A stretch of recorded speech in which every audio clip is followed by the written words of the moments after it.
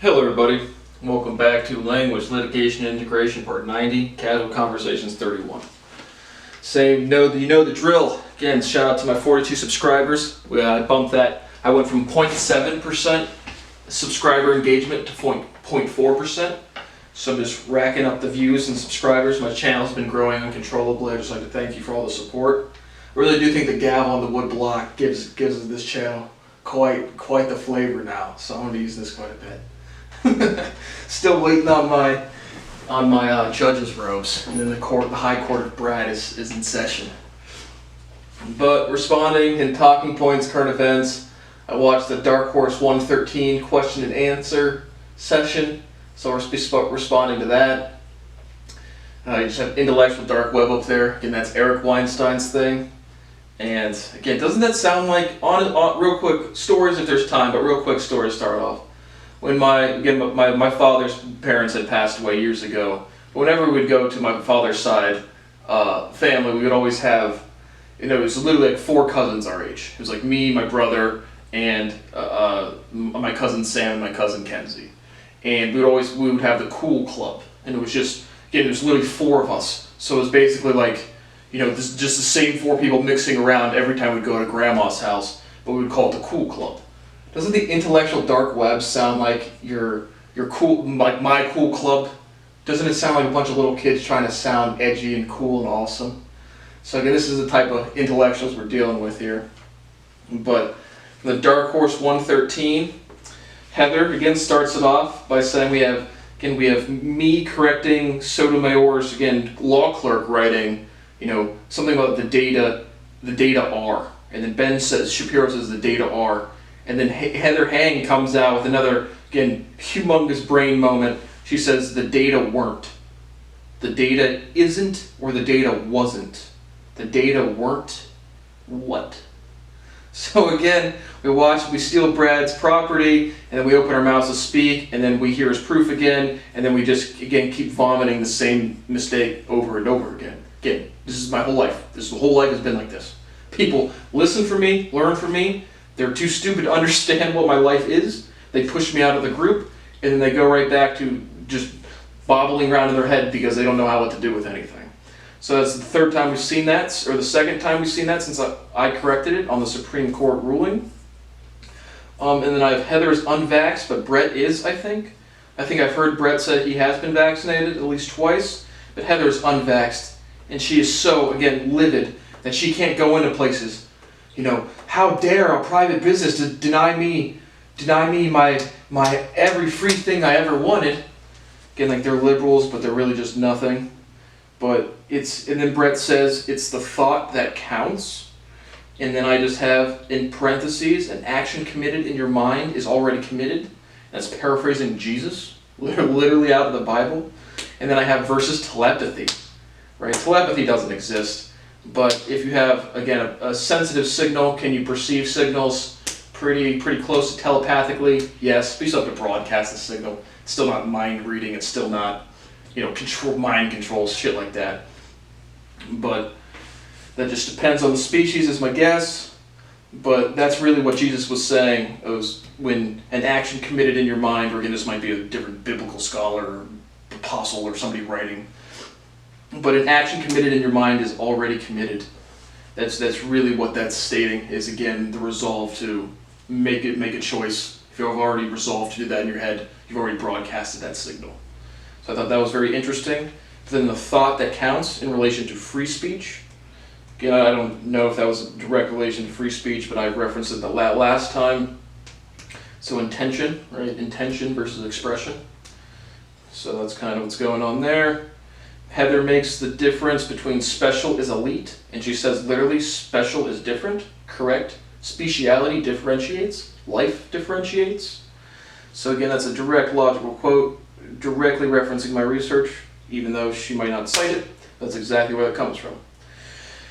And then Brett says you don't want to, and this is all reference to COVID. Again, they're basically they're anti-vax. They say they're not anti-vax, they're anti-vax mandate, but they're anti-science because they're incompetent, and then they just spew off nonsense.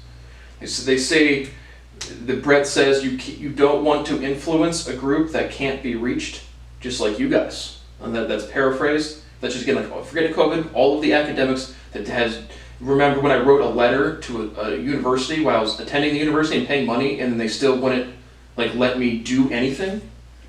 So again, the academic community and the broader professional environment has literally destroyed everything. We have ratified statute law against common law, and people just spewing off nonsense left and right from both parties. They talked about coughing, so I just said, what's the proper coughing etiquette? I don't know. Again, data-based, either in your elbow, or I think if you have a thick clothing on, turning away from somebody and coughing down your shirt gives you the best protection. Because if you cough into your elbow, you can still spew stuff out the side. Cough down your shirt, you should be able to get all of your particulate, your whole sneeze down your shirt, but still turn away from another person. So I think that's the proper coughing etiquette. And then Brett says, YouTube demonetized us, knocked off half of our income. And then he says, we're doing the right thing.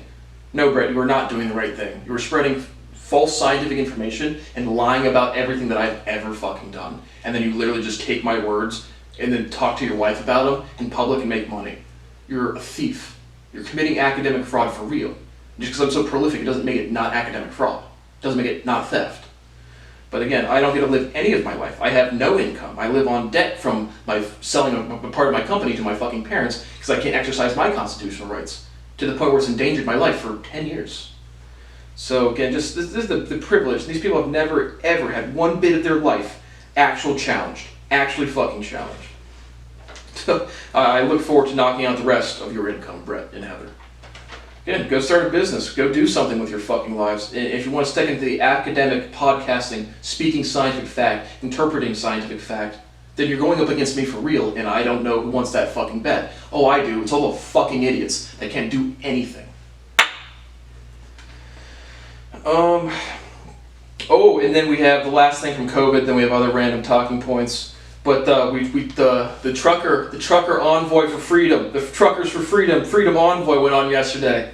And again, what happens when a bunch of insecure people gather for the right thing, Brett and Heather?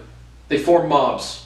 Again, go read a history book. Everyone's afraid of the mob mentality. Because a bunch of insecure people in a group, they feel no responsibility for individual actions, and they revert to primitive behavior for real. Whether it's rioting, the mass thefts from retail stores, it is the mob mentality. So for our great results from the hope that Heather got from the Truckers for Freedom, we have Nazi symbols, which again, I was saluting the Nazis last episode.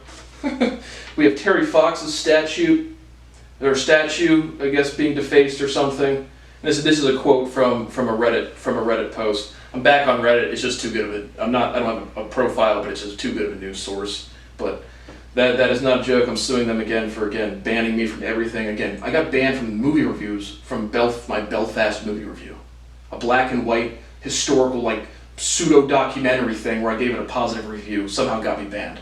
I speak, it scares people, they push me out, they blame me, and they kill a bunch of people. So fuck Reddit, but it's just a good, decent place to get talking points. But this is a quote from them. Nazi symbols, Terry Fox's statue, don't know who Terry Fox is, forcing a mall to shut down, parking on the National War Memorial, and dancing on the tomb of the unknown soldier. Look at all those, Heather, look at all those hopeful people. Just being law-abiding citizens, contributing to society in such a great way. Oh, it's almost like illiterate people are primitive. Again, not 99% of the time. 100. Literally 100% of the time. So that was what I have from the Dark Horse. Now just more random things. So next for today, we have Candace Owens with another breathtaking intellectual. She just tweeted, now for some lighthearted fun. What's the one conspiracy theory, in quotations, that no matter what anyone says, you believe is true? Mine is the moon landing in 1969 was completely faked. Just nothing about it makes sense. Especially NASA, accidentally erasing the original footage. The biggest thing for me is the fuel tank size, plus the live broadcast with audio from the moon. In 1969, I just cannot. Anyone who says that, the phrase, again, she started out with, it's lighthearted fun, but she says, I just cannot.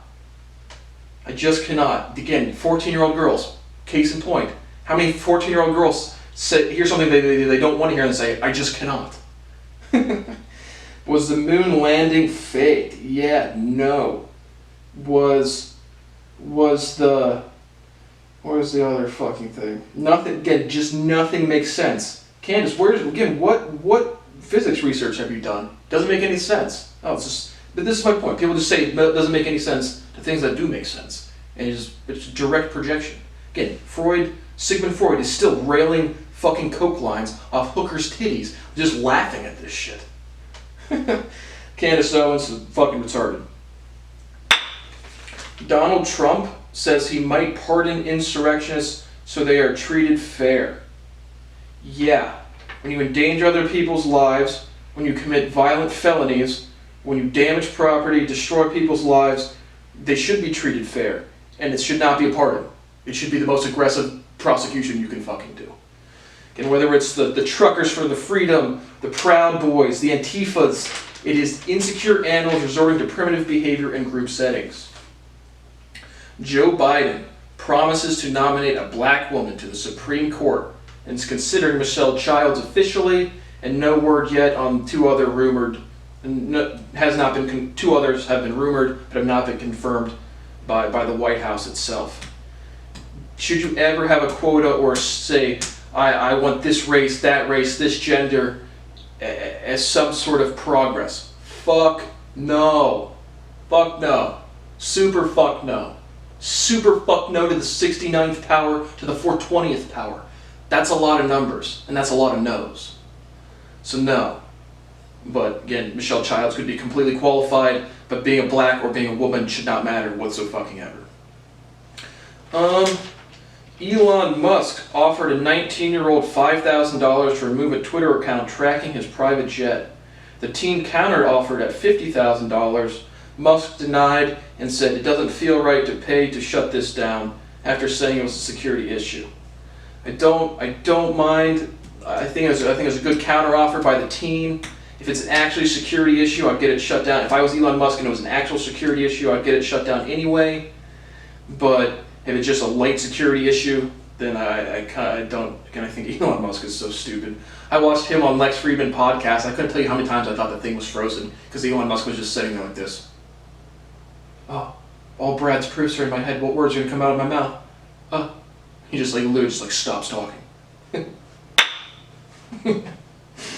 But I would have it shut down if it was a security issue. I think the teen had the right mindset at countering at 50,000.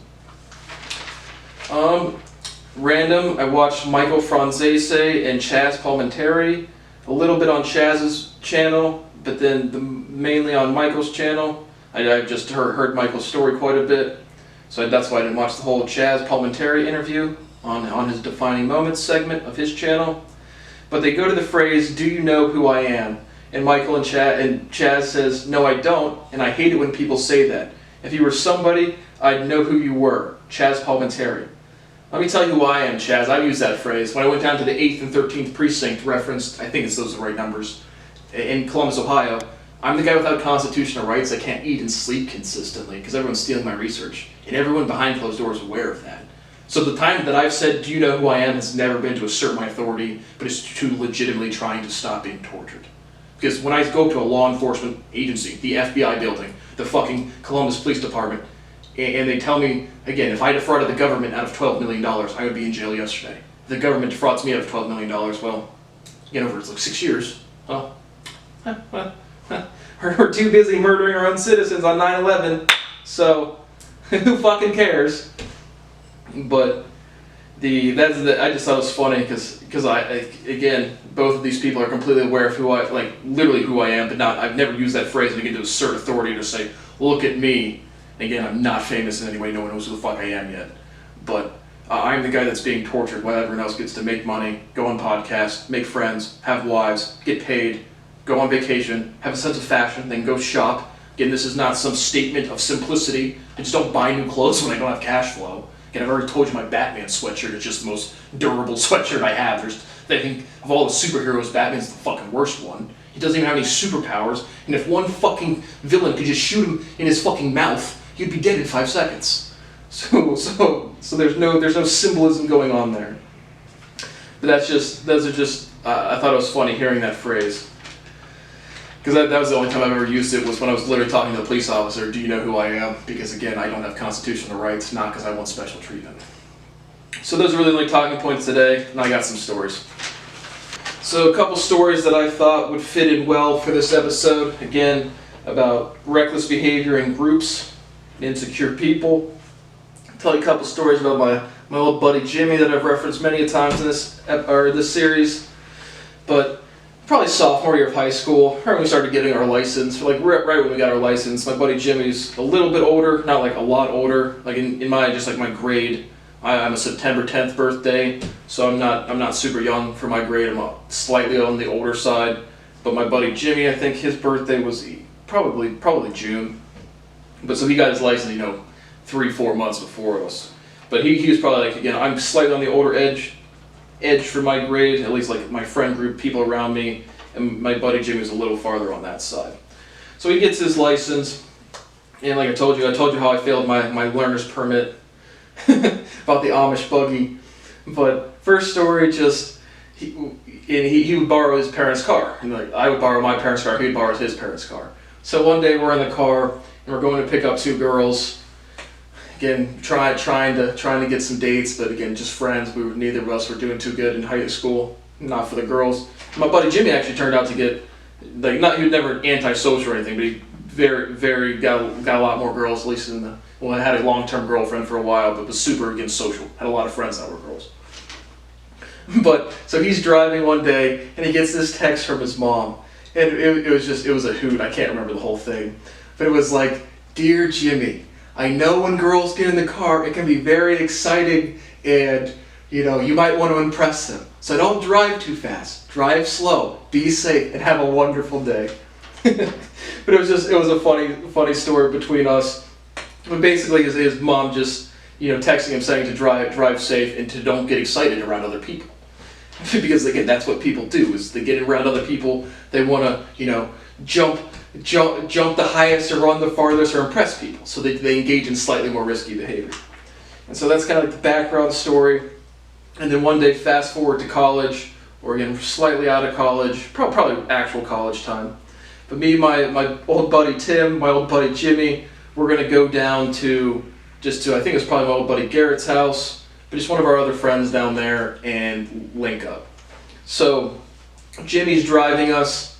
He comes, picks up my buddy Tim, and we hadn't seen each other in a while. It was just like, excitement to be around friends, be around the boys type of stuff.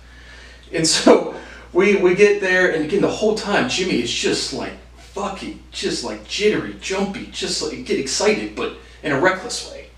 And so we're driving. Nothing super bad for the driver to the trip down there. But we get down to OSU campus, we're driving on 4th Street, or 4th Street might be one way. It was a two-way street. We're driving down, it doesn't matter the street, but OSU campus area. We're driving down the seat. Jimmy's driving, I'm in the passenger seat over here, and my buddy Tim's in the passenger seat over here.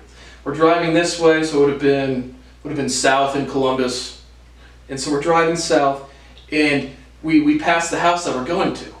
And you get Jimmy's all jittery and excited, and it would take 30 seconds, literally 30 seconds, to turn down one street and then come back the right way without doing anything reckless. I mean, we just barely drove past the house. And my buddy Jimmy, without any warning, without any turn signal, literally just whips a U-turn around the double yellow. And there was a car literally right fucking there. We barely don't get fucking smashed by this car. And I literally just say, "Jimmy, fuck you." I get out of the car and I go, "Jimmy, I am never going to ride in a fucking car with you driving again." And my buddy Tim just starts laughing. Because honestly, I mean, the speed limit was probably 25 to 35, probably 35. But Jimmy would have been fucked. We probably would have been mostly okay. But it was just, again, an example of someone excited in a group of people, reckless behavior. And so, that was one time when I was driving with my buddy Jimmy. The second story I want to tell you today is about going to a Blue Jackets game with my buddy, again, old buddy Tim, Tyler, and Jack. This was when I was in Philadelphia.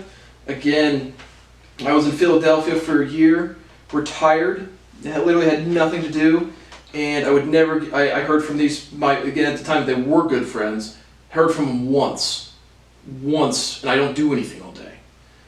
But we're going to a Blue Jackets game.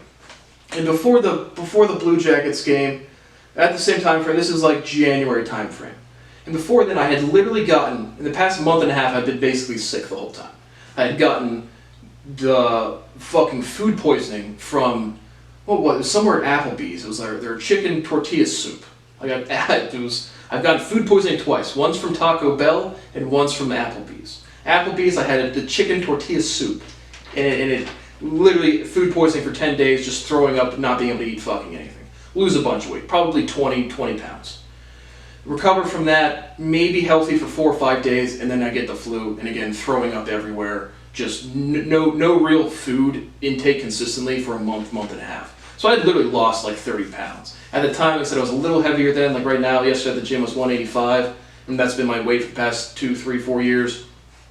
But at the time, I dropped from probably honestly 205, 210, all the way down to 175, 176, purely from not being able to fucking eat. And so, my buddy Tim, Tyler, and Jack, we're going to go to a Blue Jackets game. Again, Tim, at the time, I don't know where they're still at now, but Tim and Tyler both lived in Philly, and Jack was visiting. And so, the first thing is we go, and I've even referenced this statement in this series, but we go to get on the train and ride the train to the Blue Jackets game, or the subway, or somehow we were riding a train or something like that. And again, East Coast, the public, in Ohio I don't use the public transit as much. In Philadelphia I really liked it. But we get on the train and my buddy Tim looks at me and goes, "You look thin." And again, as a way of Brad's being weird about his math and science thing because we're so illiterate that we don't know his constitutional rights are violated. And at the time I didn't have probably any YouTube videos, but we won't read a paper that is legitimately posted online. So clearly he's a weirdo. Again, remember, my buddy Tim was someone who, again, lived right next to me, snow days, we would walk to each other's houses, shit like that, and old time, good time friend. You look thin. Again, as a way to be you look bad. It's yeah, I just had food poisoning and the flu. It has nothing to do with me posting on the internet, everyone to go fuck themselves. Which again, the people that will torture you are the same people that can't hear their behavior. Right, I told you the story of my buddy Tim saying, "Ooh, we don't need to talk about that anymore." It's yeah, we do, man. It's pretty much the most foundational error in human history. It's probably going to be a talking point for ever. So, but he says you look thin, and again, it's just push me out. Fuck Brad. And so again, we go to the Blue Jackets game. The Blue Jackets win. Again, we're in Philadelphia. And we come outside, and my buddy Tim, Tyler, and Jack, probably started by Jack, almost certainly, Jack just starts running down the street, taking off his shirt, literally screaming, being the most obnoxious fucking dick fucking ever. And then my buddies Tim and Tyler start joining in.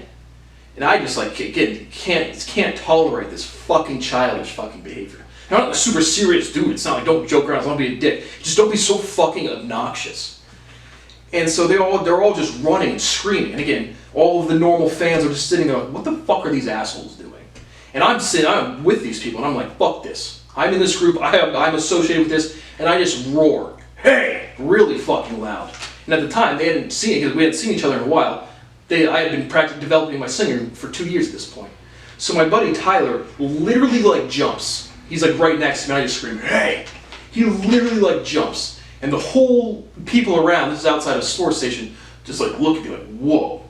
Because they react to the resonance in my voice.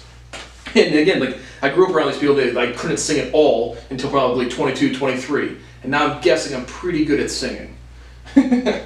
But and then one of the other just one of the dudes walking by came up to me and was just again "Whoa, this guy can roar like a fucking lion," and I really fucking can. But again, just another story of being in a group setting and then just reverting to primitive behavior. And again, it's you never know who's outside of fucking sports stadium who's gonna fucking want to fight or shit like that. And I was just I'm not doing this dumb shit. I wanted to go to a sports game with my friends, and they just can't fucking behave. So, the episode's probably gone on long enough, maybe a little shorter, maybe 22, 25 minutes on this one.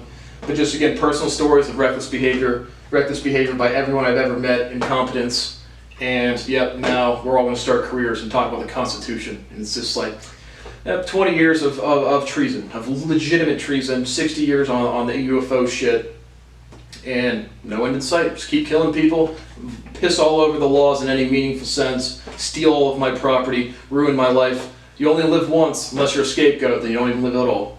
So it's been another super fun day, and I will never escape this fucking hell that I did not create. Thank you for watching Language, Litigation, and Integration Part 90, Casual Conversations 31.